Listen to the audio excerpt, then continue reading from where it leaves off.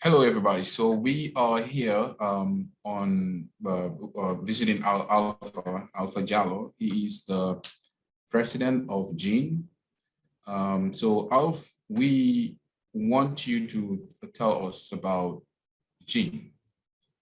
All right. Thank you, Mr. Fu. Thank you for the visiting. I'm really glad that you came by for us to have a brief discussion on G.E.A.N. Basically, G.E.A.N stands for Global Early Adopters Network.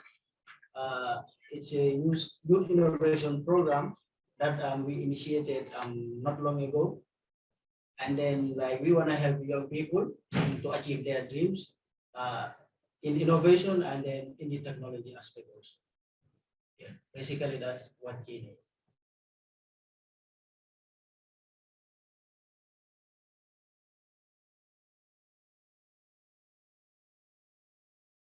Started since 2019, but due to the pandemic, we later have to stop because of the pandemic. We couldn't operate. We started by teaching young people in the aspect of technology, and then it was successful.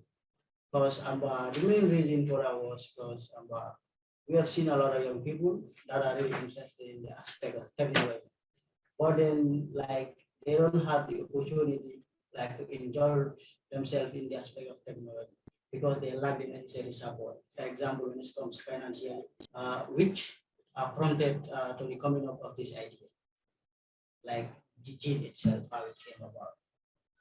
So you said G.E.A.N is, if I heard you clear, you said it's a Global Early Adopter Network. So is G.E.A.N only gonna what is the future, the future of G.E.A.N? Is it only for Gambia, or because you talk about global? So are you looking at targeting other countries apart from Gambia? Yes, thank you so much. That is a very interesting question. Yeah, we said global because we want to globalize, especially when it comes to Africa. Because I think we should serve as an example to other African countries. They should also take up this initiative to also help their young people. I think even if you look at our logo, we have G.E.A.N GM, which is the Gambia chapter. So we are looking forward to have Senegal chapter, Congo, way forward. We want to globalize it, which is why we use global early adopters. Thank you very much, Alpha. I think we can release you now. We want to interview the members of the network. So thank you very much. And do you have anything that you want to tell the network? Yeah, or people watching? Yeah, what I want to say is this is a Gambian initiative, and then it's for everyone, most especially the young people. So we are calling on everybody, whether you are young people or the old guys, or we're calling on everybody to come and support this network, because this network is here to stay and it's here to help young people, especially in vast areas. So we're calling on everybody to support us, whether financially and physically. We need everything right now for us to transform this nation when it comes to technology and innovation. So we are calling on everybody, especially tough. We are calling on Uncle Mustafa Njai because he really believes in innovation and technology. So we are calling him to come and support this youth initiative, because we are all here for the interest of this nation, and I think national development is an obligation for all. Thank you so much. Thank you very much, Alpha. Thank you. Hey, so we are just welcoming Mr. Mohammed Jaite. He is the treasury and a youth leader, or he handles some of the projects in G.E.A.N. So Mohammed, can you please introduce yourself to the viewers? Thank you very much. Good day, everyone. My name is Mr. Mohammed Jaite, 26 years old. I'm a youth leader, working with the Global Early Adopters Network Gambia chapter. I'm the treasurer as of now, also handling many important roles in the network too, which are diverse, including project management and the like. Yes, Mr. Mohammed, so we want to ask you, what actually motivates you, or what is your drive for, starting this network? And where do you see this network in the, in the future? Yeah, definitely a lot of things do motivate me, starting first of all with the youths of our generation, especially the ones in our genre. We really need to go a long way. We really need to go a long way, wherein as our awareness shouldn't only stop at the educational system, though. And as we see technology quickly developing throughout the world, we really need to do something towards that. So these are a lot of motivations, and most especially, it really shocks me in the Gambia here to see the geographical difference with technology with regards to the rural areas compared to the urban. It's just a big gap, and I believe it's in our generation, we should really have something to do about that. So I was in one of your youth conversations that you usually have. Yes. And the thing that strikes me the most is young people coming together, with no funds, with no monetary motivation, coming together, bringing their own resources and starting an organization. So what I want to know is, for the long run, I know right now it's because it's not big, there are not a lot of activities that that is that requires funding. But I want to know, how are you thinking about the funding, or how are you thinking about funding the organizations that you guys are running? Well, it is a very important aspect with regards to the whole process, which is why I personally, as a team leader, am mounting the treasury aspect, because most of the challenges do come through the treasury aspect with regards to finance. With us young people having this ambition and this vision of bringing up innovation in a way that is contrary to leadership for the best in our nation, it's really a challenge. But then we didn't give up the ideology. We just wanted to be established. And as time goes on, we will find means of getting funds throughout. And as for our startup activity plans, we have various fundraising activities on the board, which we'll be making notice and publicating sometime soon to come, hoping that we will have sponsors from our own people, as the Gambia has to come out and support us as youths in what we are really doing, because this is really a change, and it's really a change. So I just want to come back to the funding part of it.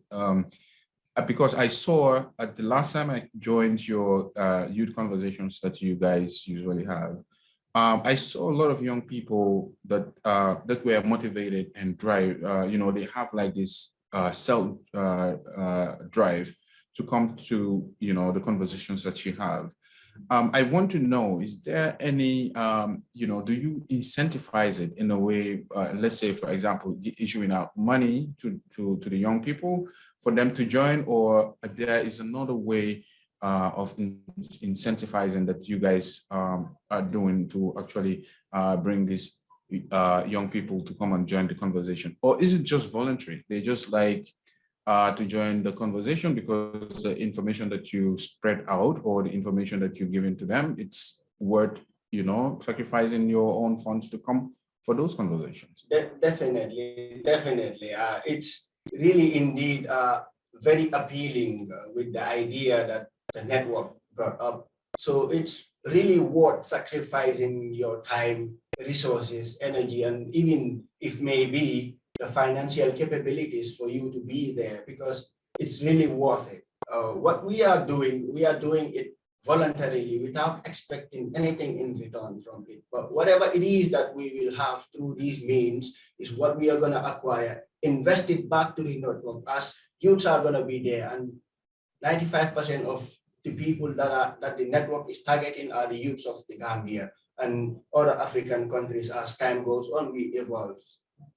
Financially, we are having struggles, definitely. But then, like the team members and each and everyone who has been putting their time and effort to be coming to our dialogues to help expanding networks, these people, we are really grateful for them, because they came there and sacrificed their time, effort to listen, because they believe there is something in it for them that they really need. So we are calling onto the higher hierarchies above us to help us build this stepping stone for the future of the youth, because it's definitely worth it. Yes, it is. It's definitely worth it, because for me, I came after that whole conversation, that the dialogue, as you said, after the whole dialogue, when I came out with something that was very important. And then I feel like, as a young person, it's something that will definitely help not only me, but to actually see my community in another different, in another different dimension. Because what I want to say is, I picked a certain conversation from the whole dialogue, which was investing in yourself, which is very true. And then, when I, came to do my analysis on that, I realized that that is the only way that as a young person you can grow. Yes. So that being said, I want to know, like, give me just a hint of some of the programs or some of the activities that you guys are targeting, especially for the year. Do you have any activities that you have in plan that you guys will execute, within this year or probably next year? I would have a last word, the last statement for this interview. I guess with such an unprecedented idea, undoubtedly, I would be calling on to the upper class of the hierarchy, from the head of the state coming down to the hierarchy, stakeholders, dignitaries, and institutions also, to help invest in the generation of youth innovation and the new era of technology and leadership. With this network, we are appealing your support, help, and whatsoever it is that you can invest on us as youths to pursue on this great journey, which is very challenging. Thank you all very much. I would like to also give an advice to the youths, is that no matter how it is in life, those that are ahead of us are already ahead of us. And what's their legacy is written in their timeline. Let's come help invest in ourselves to define and redefine and revolutionize our own timeline to become tangent with the greatness of our future for the greater good. Thank you very much. Thank you very much. All right, everybody. So we have a Knowledge G.E.A.N member right here in the house. So her name is FATU. She is the face of G.E.A.N, actually, and she is especially the area that she is more interested in is female in technology, and so, as she mentioned before. So I just want you to give a small introduction on yourself. All right. Hey everyone, my name is FATU, but most people call me Grandma. So I am the secretary of G.E.A.N and also the face of G.E.A.N. Yeah, so I'm a business student and then who is passionate about technology and innovation.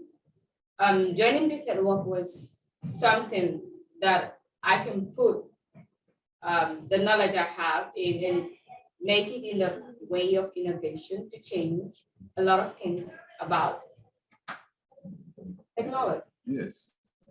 Yeah, so far so good. I think Yes. That's me in the business field of innovation. Yeah, right. Okay, so that's you in the business field of innovation. So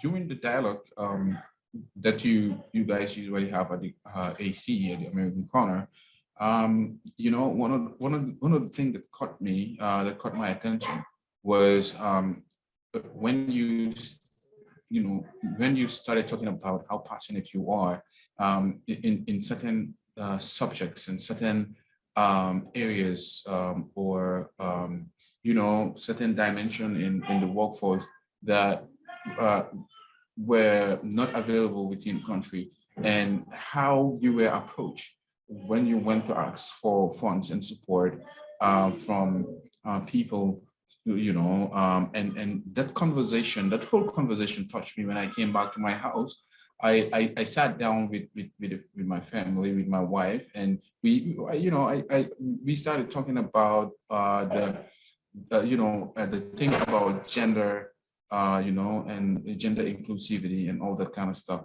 And that portion of your story really touched me. So tell me, what is your role in G.E.A.N, and how are you trying to push forward for the gender inclusivity, especially when it comes to women in the innovation space?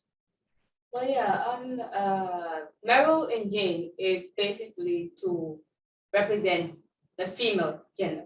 Because when we talk about the female, we are always left behind. For us to lead is always a problem because they see us as we should be behind and then men should lead us. And then regarding with the story I told was, I'm somebody who's always passionate about technology and innovation. So all my life, I've been dreaming of becoming the first female pilot in the Gambia. But it saddens me to say that when you have this kind of dream that you cannot find in the Gambia, because most of the time, like what they taught us in school is that is either you will be in the arts field, the commerce field, or the science field, and then we know from there what you are capable of doing is either to be a lawyer, a doctor, a journalist, a businesswoman, So this kind of areas, becoming a pilot, mechanical engineer, it's not common for people to think about it in the Gambia.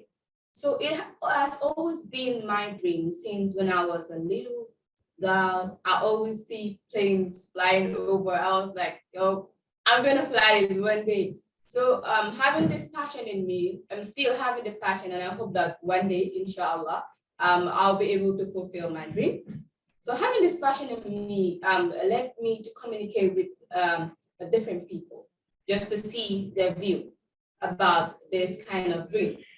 But I'm always let down wherever I speak because they'll be like, you have to study pilot for 7 years. Are you not supposed to get married? Are you not supposed to have your own family? But I was like, but wait, what if it's the men? They should get married also. They should have their own family. But the thing that we fail to understand is that they always classify us women to be in the domestic field rather than to be in the professional field, because they believe that that is the area that we are more that we can do more than the professional field. But hey, to everybody who thinks that way, you're totally wrong. We can balance both of it. We can be in the professional field, we do extremely superb, and then we can also be in the domestic field and we create wonders.